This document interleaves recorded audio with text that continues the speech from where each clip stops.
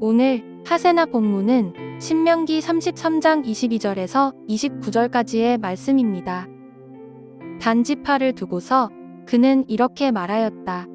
단은 바산에서 뛰어나오는 사자새끼와 같다. 납달리 지파를 두고서 그는 이렇게 말하였다. 은혜를 풍성히 받은 납달리야, 주님께서 주시는 복을 가득 받은 납달리야, 너희는 서쪽과 남쪽을 차지하고 살아라. 아셀 지파를 두고서 그는 이렇게 말하였다. 아셀 지파는 다른 어느 지파보다 복을 더 많이 받은 지파다. 그들은 형제들에게서 귀여움을 받으며 그들의 땅은 올리브나무로 가득히 찬다. 쇠와 노수로 만든 문빗장으로 너희의 성문을 채웠으니 너희는 안전하게 산다. 이스라엘 백성아, 너희의 하나님과 같은 신은 달리 없다. 하나님이 너희를 도우시려고 하늘에서 구름을 타시고 위엄있게 오신다. 옛부터 하나님은 너희의 피난처가 되시고 그 영원한 팔로 너희를 떠받쳐 주신다. 너희가 진격할 때에 너희의 원수를 쫓아내시고 진멸하라고 명령하신다.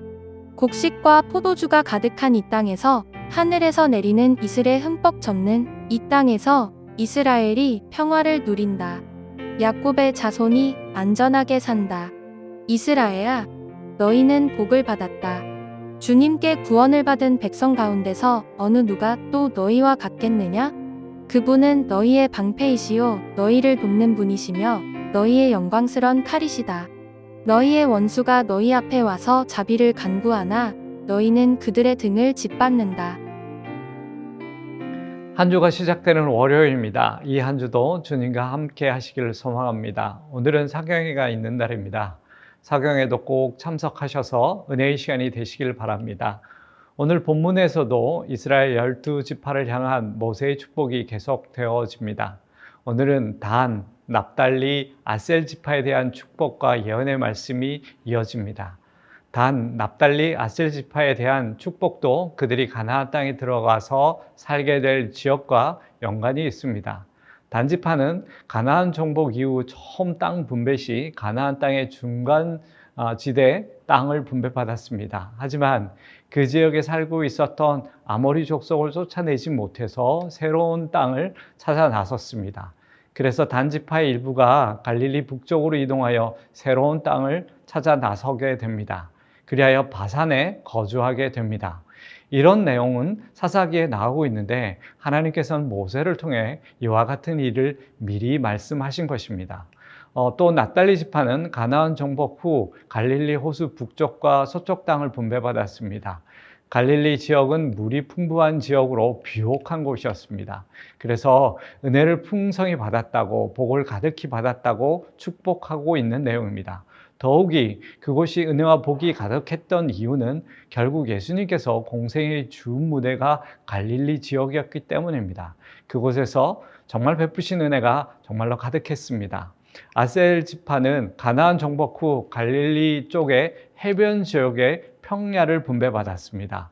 그 땅은 이스라엘 땅 중에 가장 비옥한 땅이었습니다. 올리브 나무가 정말 잘 자랐습니다. 이렇게 비옥한 땅이었지만 그곳은 고대 근동의 주요 교역로였으며 군사용 도로인 왕의 도로가 있었던 곳입니다. 그렇기에 항상 적의 침략이 많았고 또한 취약한 지역이기도 했습니다. 그래서 적들의 침입을 막기 위해 수고를 다해야만 했습니다. 그래서 쇠와 노수로 만든 못빗장으로 성문을 잘 채우라고 했던 것입니다. 사실 모세는 가나안 땅의 각 지역의 특색을 알지 못했고, 그리고 아직 땅 분배 전인데 축복의 내용을 보면 지파가 분배받은 환경에 대해 너무나 자세히 축복하고 있다는 것을 볼 수 있습니다. 결국 이 축복은 모세가 말하는 것이 아니라 왕이신 하나님께서 축복하신 것임을 우리는 알 수 있습니다. 또 이것은 이스라엘 백성에게 모세가 죽은 뒤에도 이스라엘의 왕은 오직 하나님이시므로 두려워할 필요가 없다는 사실을 증명해 주시는 말씀이기도 했습니다.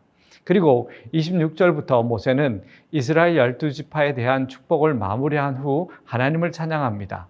모세는 자신은 가나안 땅에 들어갈 수 없음을 잘 알고 있었습니다. 그렇지만 모세는 하나님의 말씀을 대언하면서 이스라엘을 축복하시는 하나님께서 얼마나 이스라엘을 사랑하시는지, 또 보호하시고 함께 하시는지를 찬양하지 않을 수 없었습니다.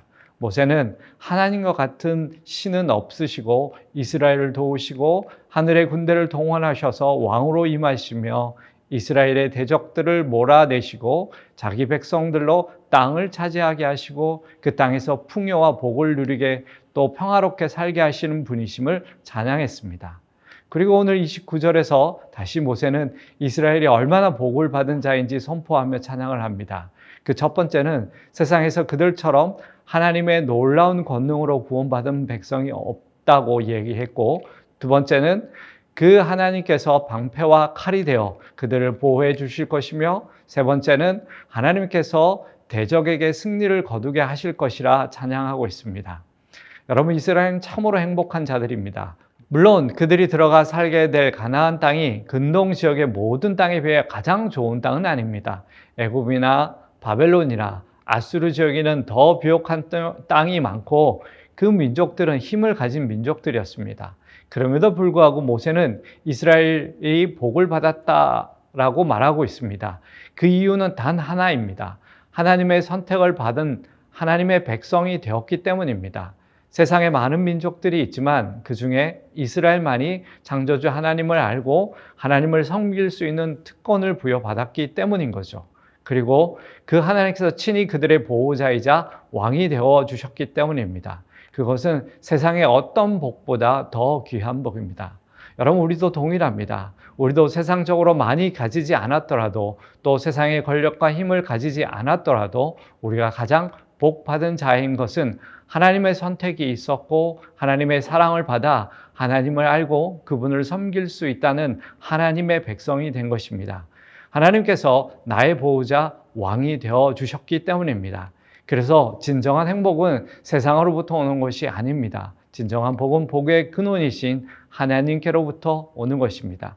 하나님께서 우리와 함께 하시는 것입니다. 우리가 그 사실을 잊기 시작하면 세상에서 복을 구하며 그것을 얻지 못하여 낙담하여 불평하게 되는 것입니다. 사랑하는 여러분, 하나님께서 나의 하나님, 우리의 하나님 되심이 가장 큰 복임을 믿고 감사하는 하루가 되시기를 기도합니다. 오늘의 하시조는 올바른 분리배출을 실천하는 것입니다. 쓰레기는 재질별로 알맞게 분리하고 내용물과 이물질 제거하는 것도 철저히 지켜서 배출하면 자원의 재활용을 가능하게 한다고 합니다. 오늘의 하시조 함께 하시죠.